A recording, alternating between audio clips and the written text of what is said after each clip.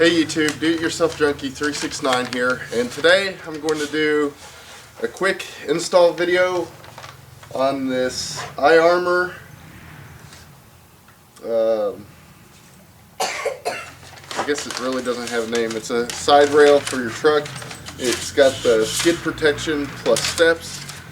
Basically I got a new truck, and that was my dog. Sheesh. He's down here eating sawdust. Stop it. Anyway,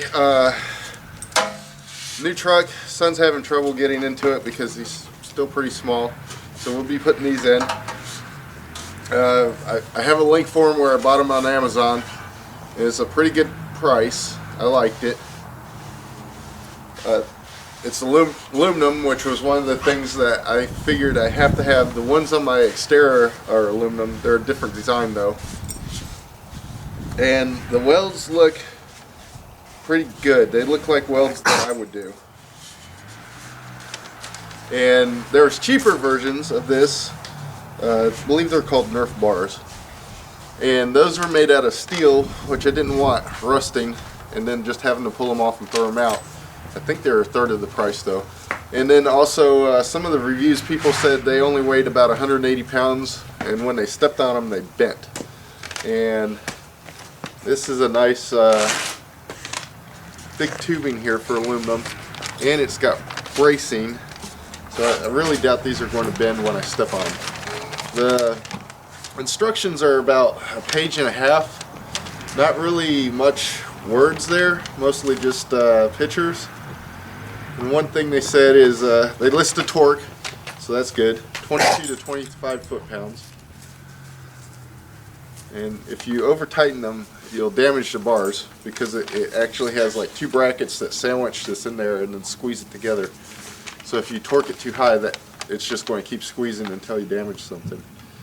Other than that, it basically says instructions are for reference only. That's always good to see on your instructions. And if you damage them, they're not responsible for anything. You should have had a professional do it, which I don't think, looking at it. This has all the brackets in the box, all the hardware. It's specifically designed for whatever truck you're putting on, so you have to make sure to order the right one. So I'm putting on a 2016 Frontier with a crew cab, and I had to make sure to get that specific one. At least I think that's the crew cab. Yeah, crew cab. Nissan calls it a crew cab. There's also a king cab, and the king cab is basically the one with no doors. And then other than that, it says that it should take 1 to 2 hours. So we'll see. We'll run through installation on the driver's side, see how hard it really is, see if it's going to take me.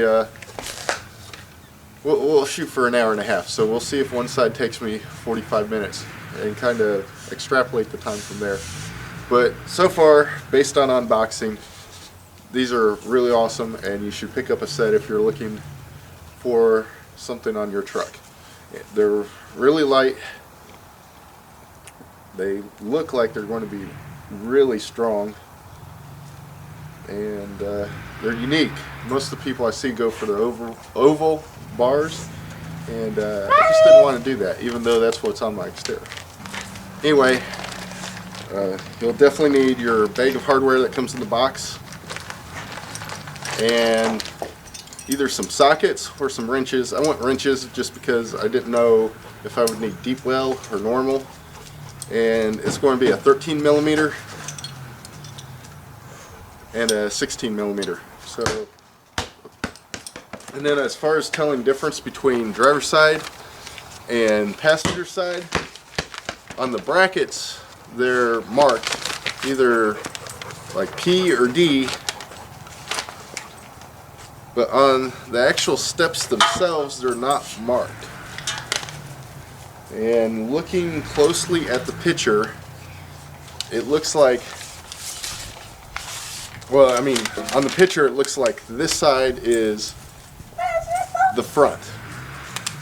So what I'm looking at here is there's a pretty large opening before the step, and on the other end there's a pretty short opening. So that would make this the driver's side one. And it doesn't really specifically call that out anywhere. This isn't marked. It's just my interpretation of the picture.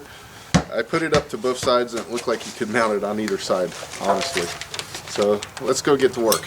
Okay, so I'm on the driver's side. I already showed you how to differentiate the side steps, which goes on which side.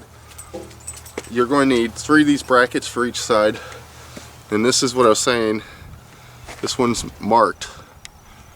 Driver, and I don't remember what FM stands for, but it does spell that out in the instructions, and luckily they're marked.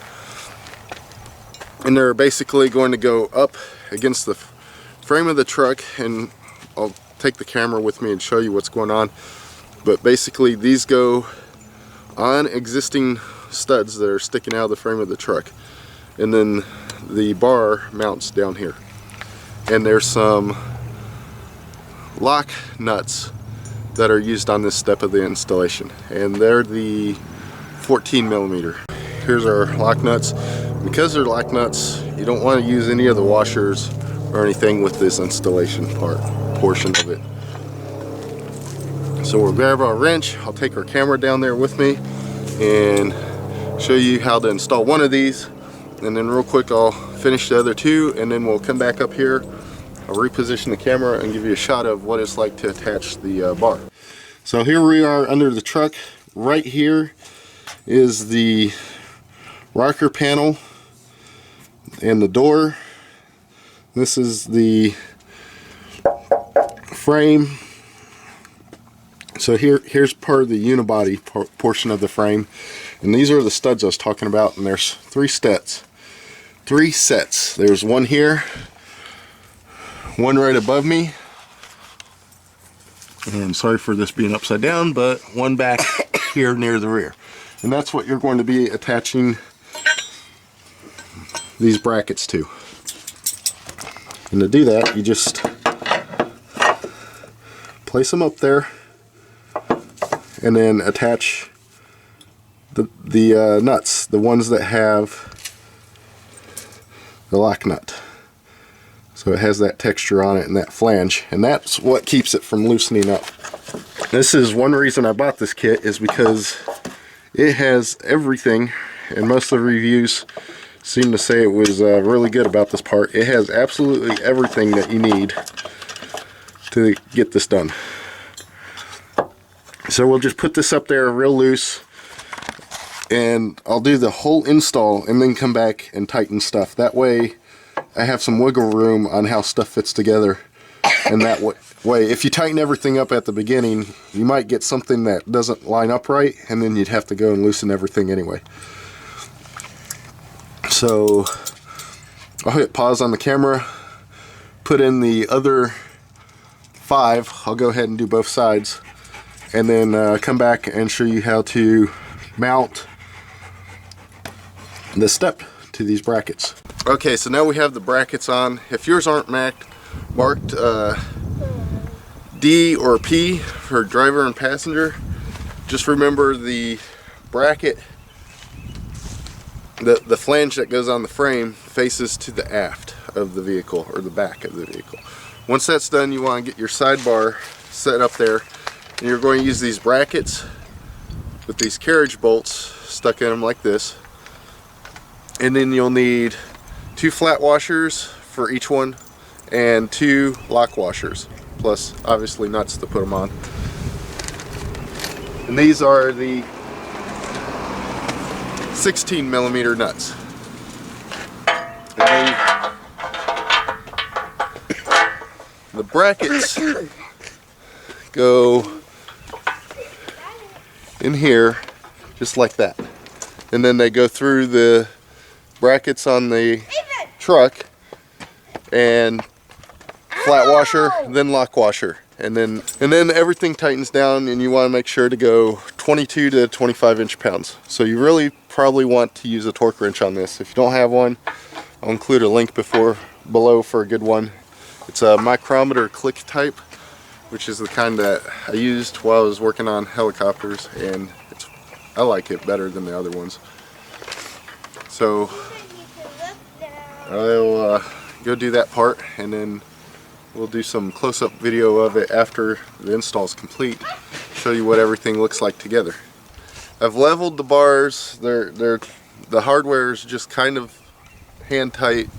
Leveled the bars, make sure that the spacing's equal back to front, and you're going to want to get that torque wrench so you don't over tighten the bolts on the brackets, squeezing the bar on there. And this is a micrometer click type torque wrench.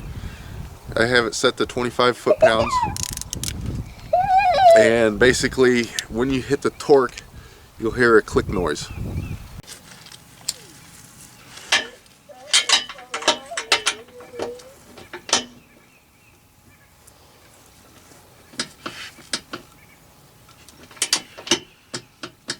So once you have it tightened, you'll feel the torque wrench give and make this real quiet clicking sound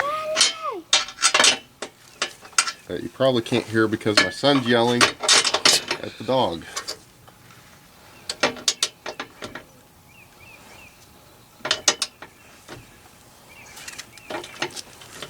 And you need to go and do that to all 12 fasteners. As you're torquing down those plates, you want to tighten them evenly. If they get cockeyed, you will continue to torque and it'll crush in on the tube and it'll never hit the torque range that you're aiming for. So you want to make sure you tighten that really evenly. Like if you do a quarter turn here, you got to do a quarter turn on the other bolt and keep that tightening down even. Otherwise you'll end up crushing that tube. Okay, so I'm finished. That took me 1 hour and 5 minutes to do both sides. That 22 to 25 inch-pound torque range they gave for the bolts, the carriage bolts, I don't think I would follow that. As I was getting close to that 25 foot-pounds, it was starting to crush. So I would go more towards, about the highest I could get to without crushing it was about 20 foot-pounds. So 15 to 20 foot-pounds is probably the range you want to go in. And then they don't list a torque for the flange bolts that attach it to the vehicle. That's a M8 versus an M10, and you could probably look up the torque range for that size bolt / nut online somewhere, but it'd be pretty safe if you put it at like 10 foot-pounds. And on that I just basically torqued until I felt it snug up and lock down. So as promised, we'll take the camera and show you some close-ups of the install. So here is the step. I've heard some people, maybe it was more with the oval bars, say they don't stick out far enough. Really, if you have it stick out much further than this, it's going to be past your wheel here, and then you just run the risk of scraping on stuff. I've seen people scrape up their rims even. So you really don't want anything sticking out past that. And then it should hold about 500 pounds. I stepped on it earlier and had no problem. There's the install of the brackets. And then the back side of the brackets, you have the flat washer, the lock washers, and then the nuts. And then those go up, and you have the flange nuts. There's 3 per side. So I don't think you have to be a professional to do this install. Hopefully this video, you like the bars, how they look on the truck, and you'll go out and get them. I think they're a great set so far. And they're aluminum, so they won't rust really. The brackets, though, the hardware is steel. So on that side, you might have to replace the hardware after a while. And in the instructions, they even say, like, every once in a while, go through and check, make sure all the fasteners are tight. And if I thought about it when I was doing the installation, I would have put red Loctite on everything. So that's my tip. If you go for this, red Loctite everything on top of the lock washers and stuff, and make sure that's not coming off. Hope you liked the video. If you do, hit the like button. If you want to watch me build an airplane, hit the subscribe button. That's going to be my next big project coming up. Every once in a while I do a car video, but it's usually when something breaks or I'm modifying a vehicle, and it doesn't happen all that too often because like this, I did the step install, and it'll probably be the last one I do for about 20 years. other than that, real great steps. Look forward to using them. Well, mainly they're for my son so he can crawl into the truck without needing somebody to give him a boost. And see you in the next video. Have a good day. Bye, Ethan! Great! I'm not yours!